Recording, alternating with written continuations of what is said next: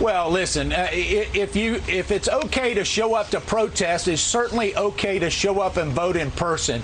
And we see Democrats with this hypocritical point that says somehow that we shouldn't be able to show up at the polling place and cast a vote. That's just ridiculous. Here's what we do need. Give them some options where mail-in voting, if they request an absentee vote, we want to certainly encourage them. The post office will be ready to deliver those ballots.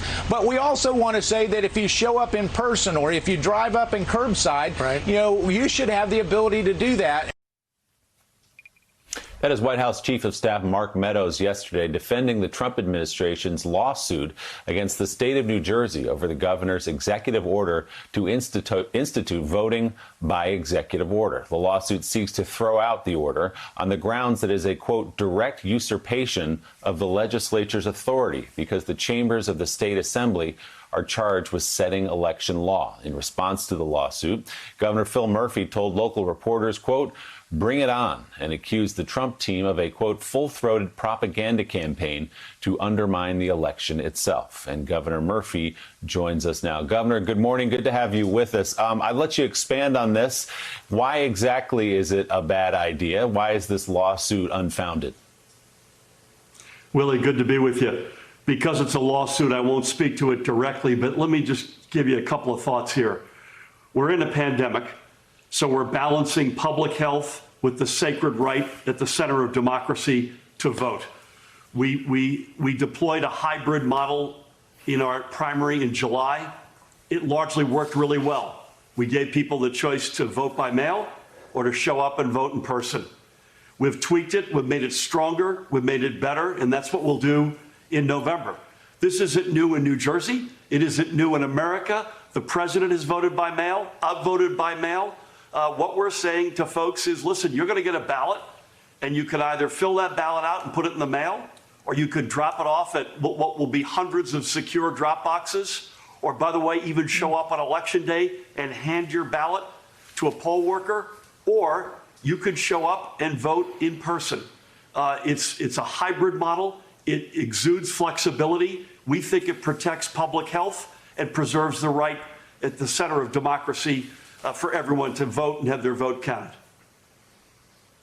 So, Governor, the criticism from the Trump administration is that more mail-in voting means more fraud. We point out again, there's no evidence that there's widespread voter fraud when mail-in voting is used. But there is an example in your state, in our state, Paterson, New Jersey, in May, in its municipal elections, and the president has used this example again and again. There was fraud, and 20% of the ballots there were thrown out. They have to rehold the election now.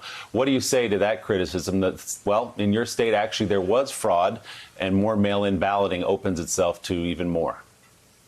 Yeah, Willie, I've said this publicly. I've had a conversation directly with the president on this. It was a local election in Paterson. Some guys tried to screw with the system. I view it as a really positive data point. They got caught. They've been indicted. They're innocent until proven guilty. But if they're convicted, they'll pay an enormous price. That's the way the system's supposed to work. Our primary, which that was a local election, our primary on July 7th, which was statewide, went off virtually without a hitch. Again, we're trying to tweak this. We're working and making our voices heard with the Postal Service. I was on with the Chief Operating Officer, Dave Williams, yesterday going through our plan, discussing it in great detail. That Paterson example, to me, tells me that the system works, and we should feel good about the fact that the bad guys were caught. Governor Murphy, we've been talking a lot about the United States Postal Service. How concerned are you about a higher volume of mail-in ballots weighing down the post office to the point that it impacts the votes, that it impacts the way and the time spent counting those votes? Do you see problems in New Jersey? Listen, it should weigh on all of us. That's the underlying reason for my conversations, which have been regular, by the way, with the Postal Service. And as I say, as recently as yesterday, Willie, one of the things we've done in the primary that we're going to do again in the general, not only are we going to have a lot more secure boxes for folks literally to put their ballot into and bypass the Postal Service, or as I said earlier, hand it to a poll worker on Election Day, but we've extended the amount of days that your ballot will count as long as it was postmarked by Election Day. So it used to be just 2 days after that. It will now be 7. We think that's enough. And again, the Postal Service, we've made our plan known to them in great detail. They had a tweak that they've asked us to look at, which we're doing at the moment. So I'm concerned, but I believe as long as we fund the post office, it's an American institution. And by the way, this just in, it doesn't exist just for ballots in the mail. This is seniors and their meds. It's veterans. It's rural communities. It's small businesses. We need a strong and robust U.S. Postal Service. All right, we also have Mike Barnicle joining us, and he's got the next question. Mike? Governor, another important topic, schools. Before you got to Harvard, you were a public school kid. What's the status of New Jersey school openings for public school children? Mike, good to hear your voice. So we have put out a 105-page guideline a couple of months ago, and then we've continually, as we promised we would, tweak that.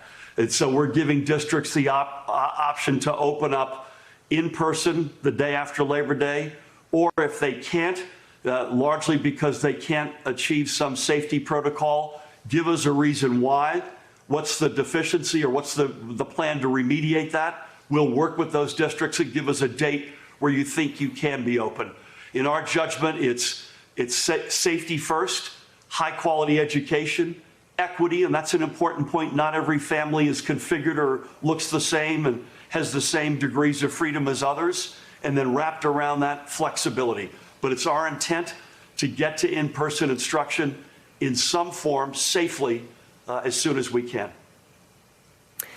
New Jersey Governor Phil Murphy, thank you very, very much.